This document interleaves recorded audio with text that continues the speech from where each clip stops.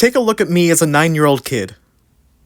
Now take a look at me as a 15-year-old teenager. And a picture of me graduating college. And a picture of me from just a few weeks ago.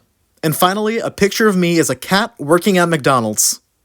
In the 15 years since that first photo was taken, I have been obsessed with roller coasters, especially Space Mountain at Disney World, California. And when I say obsessed, I mean I literally have a framed poster of it above my bed frame in my childhood bedroom. And although I am now the ripe, ancient old age of 23 and I've transitioned my obsession over to board games, I am so happy to announce that I have found an official Space Mountain board game licensed by the Disney company. My name is Juno, and these are my first impressions.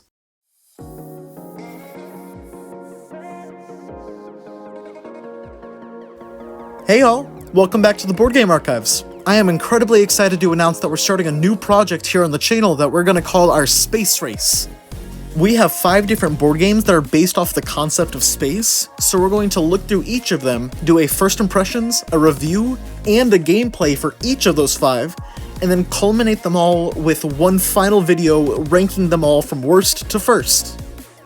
Now, while we love making these videos for you, we've noticed that less than 10% of y'all are subscribed, and so when we get into this new space race genre of this channel, if you find yourself interested in what we have to offer, or find yourself coming back over and over again, we would love to work hard to earn your subscription.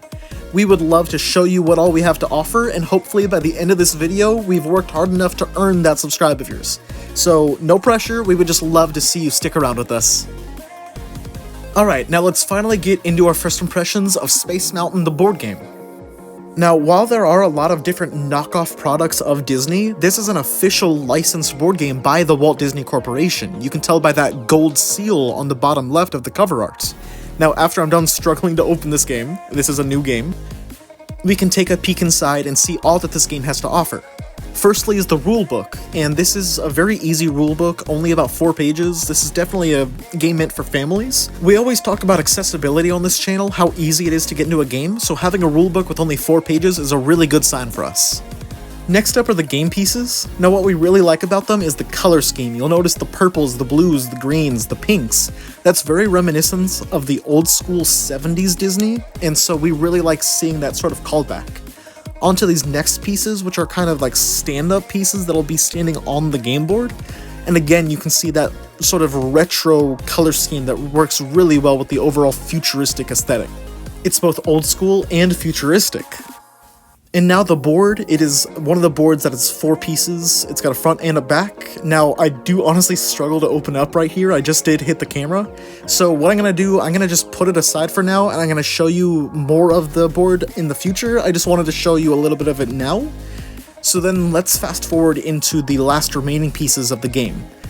Starting with these 2 ramp-like structures. Now these are both very poorly made. The one on the right is made of paper, the one on the left is out of plastic, but they feel very cheap and very quickly made. And likewise, this piece is made of a sort of paper-like structure, and so it doesn't very much seem very well made.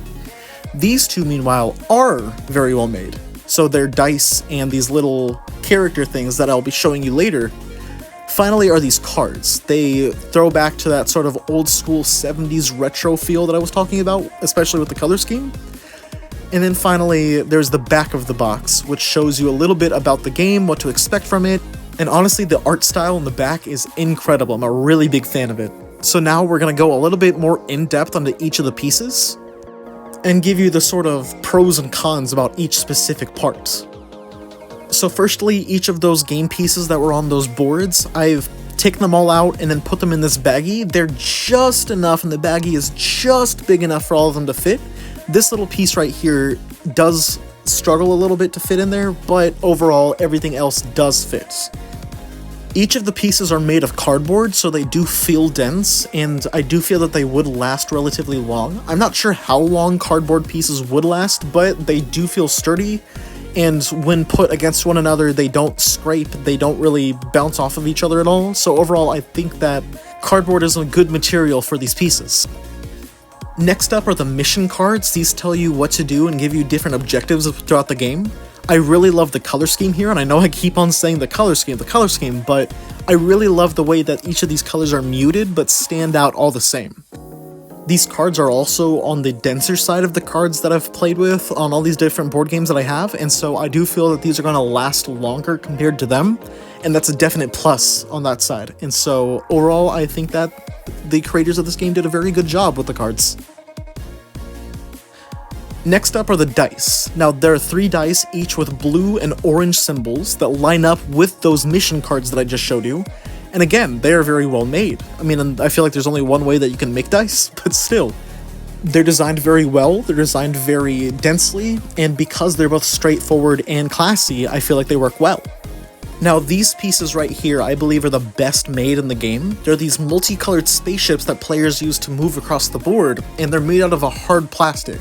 They feel like they've been 3D printed, and so overall they're very high quality, and so I feel like they could last for a very long time, so overall I give them a pretty good thumbs up. Now, conversely are these 3 pieces right here that I showed earlier. Now, these are 3-dimensional pieces that you put on top of the board, but they do feel very cheaply made. The one on the right is made of plastic, the one on the left is made of paper, and then the real worst offender here is this piece right here. It's a ramp-like shape, and it's made out of paper. You can see where the staples are. It genuinely feels like it's been made in about 30 seconds, so this piece in particular really irks me. I feel like they could have made it much better, and so as a result, I don't really like the way that it and the other pieces feel, so that is a definite negative.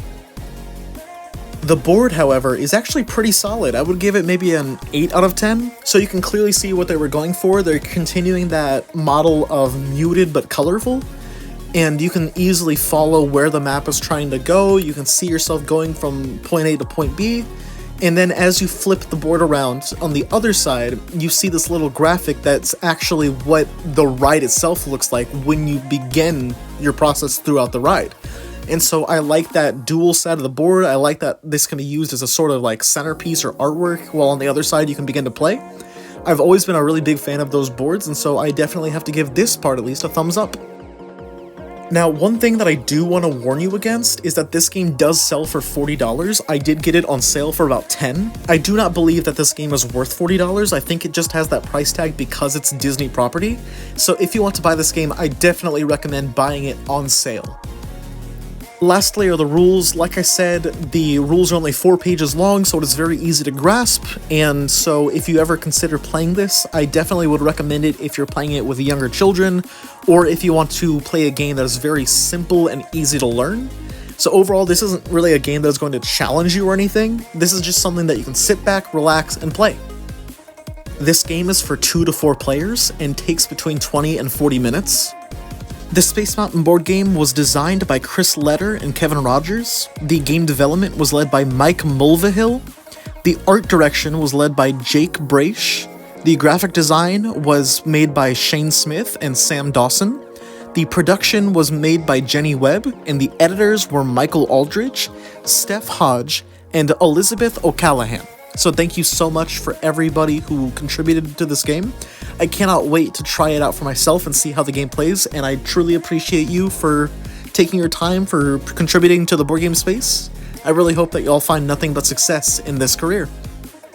And for you, the viewer at home, thank you so much for watching this far. I truly appreciate each and every one of you, and I cannot wait to see you again as we continue our space race. So take care, and I'll see you next time.